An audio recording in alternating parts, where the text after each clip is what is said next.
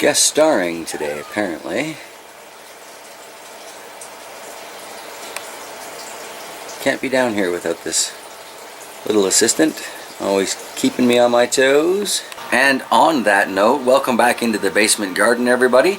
I am, as always, JT Bear, and the struggle is very much real when I'm trying to keep these plants going. I tell you what, if it's not the aphids, it's the lights. If it's not the lights, it's something else.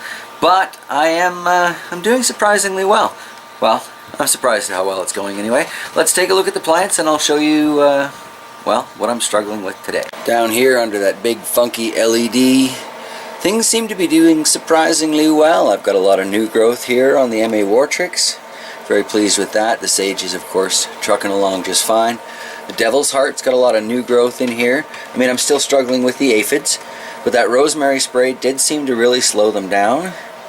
So I'm setting up to brew another batch of that the next few days.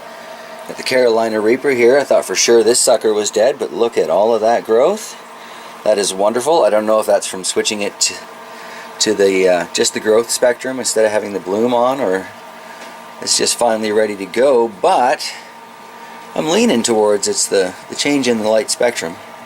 The Nepalese Belle that has struggled for so long. Again, very much dealing with the aphid war situation, but still alive. Got another Carolina Reaper back there with my little solar bear who's not really moving today. The lemon tree back there. One of the many coffee trees we have kicking around the house. You can see up at the top there where the leaves are still close together. That's all nice, happy new growth. And the cat mint beside it all here. This thing absolutely loves this light. So, if nothing else, it can grow mints. What a surprise. Mints will grow anywhere. Dieffenbachia had a strange little growth spurt out to the side. Needs to be transplanted into something a little more solid than a solo cup, I think. I got that sitting in a mini mason jar right now. It's providing enough support. The weary, as we focus back under the new light, is actually giving me new growth in a few different places. Finally got around to cutting it back, and it seems to have made a positive difference. This baby might just live till spring, so that's exciting. Speaking of new growth, down here in the ginger that I thought was long since dead, we've got this one sprouting up here. We've also got one coming here, so we might start to see some nice green on that in the next few months. That would be fantastic. I do think it's time to finally give it up on this 7-pot.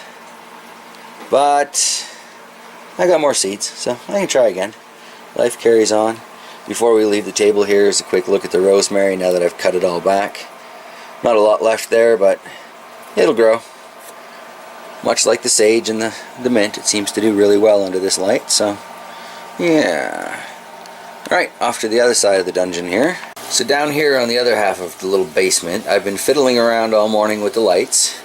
So you can see I finally pulled out that original plant light that we got.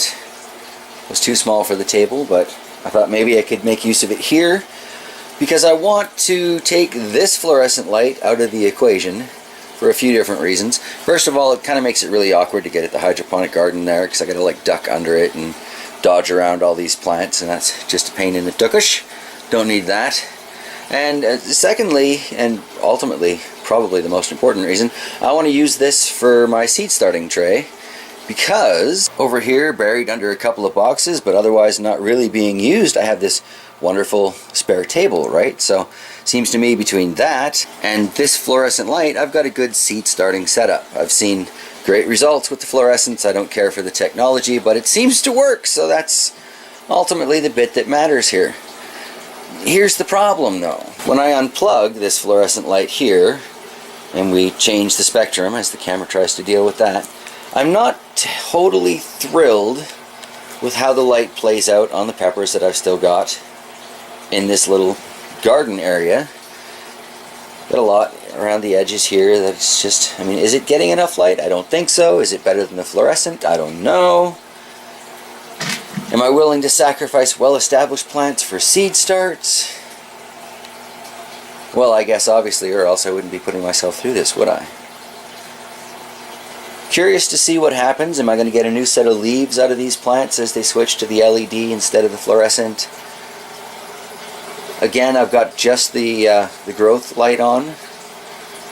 I'm not trying to produce any peppers or anything. I just want these things to grow good and solid, be nice strong plants, and hopefully safely transfer to the outdoors next year. Not the house plants in the background, I just thought it'd be nice to show them too. Anywho, yeah, so I've got to figure out how to move this light and that table, make myself a seed starting area out of all this mess. See, and this is what I have to deal with when I go into the basement. I turn the corner and all of a sudden there's a cat up in the rafters. Keep moving, keep moving. Scoot. Get on the stairs. Get on the stairs. There. You can stay there. That's fine. Cuteness, his strongest weapon. And here we've got what's got me going about this whole seed starting thing anyway. Started testing the mat. Got a couple things here that haven't sprouted, but I do have some sweet basil there that has sprouted, and a whole bunch of purple basil, far too much purple basil really, that has sprouted. And I think this is summer savory. There's a couple of them in there. Hoping more will pop up. I'm just giving it some air for the moment, and then I'll close it back up. This particular takeaway tray seems to have worked very well for a seed starter. Not so sure about this chicken dome, but I'll give it some more time. So yeah, at least I know my seed starting mat still works. Need to plug in my weird little $25, $35, whatever they were, LED lights here. But they seem to do alright with the seed starts last year, so I imagine I'll be able to use this shelf again. At least it's nicely off the floor, so I don't have to worry about draft with the plants, but currently going unused. Alright, you ever play those little sliding piece puzzle games? I feel like a lot of my indoor gardening is like one of those. If I pull this shelf out, and I'll just move it over here for now because it's not really being used, I think I can slide this table in, and I should be able to dodge the light bulb here, hang the fluorescent light from that while still keeping everything plugged into the same power bar on a timer. Now, that's the plan. Can I make it work? Well, so far this seems to be working out. I'm a little concerned that it doesn't exactly line up with the middle there to hang the fluorescent light, but I think it'll work out just fine. And I should be able to leave those at the length they are. But if not, I've already got plenty of extra loop in there.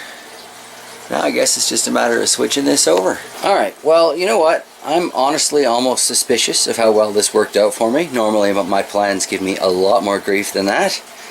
But everything seems to fit in place fairly well. It looks like I'm going to have good light for a decent number of seedlings this year, once I figure out what I am going to plant. We've got pretty reasonable access to the hydroponic garden, and I have to figure out something with this cord. A little bit of an extension cord or whatever. I can just hang it up in the rafters. And this might just work out. Slowly converting this whole basement to a bit of a jungle. And I am loving every minute of it. Because as someone with the hockey flag, I don't get much of a garden season. So I make do with what I got. And on that note, I got a nice warm cup of coffee waiting for me upstairs. So I'm going to go and spend some quality time with that. Thank y'all for hanging out and checking out what's going on in the garden. Nice to actually be able to show you a little change and or hopefully improvements going on here. And yeah! What was I going to ask for? Oh, if you've made it to this point, you're probably one of the more loyal viewers. That being the case, feel free to please throw down in the comments any of the plants that you feel have done particularly well since I've been out here in the prairies. Because as I say, I do want to go for productivity this year, and as you all know, I am very forgetful. So please throw those in the comments, and I will get back to y'all as soon as I can. Alright, see you guys next time. Bye.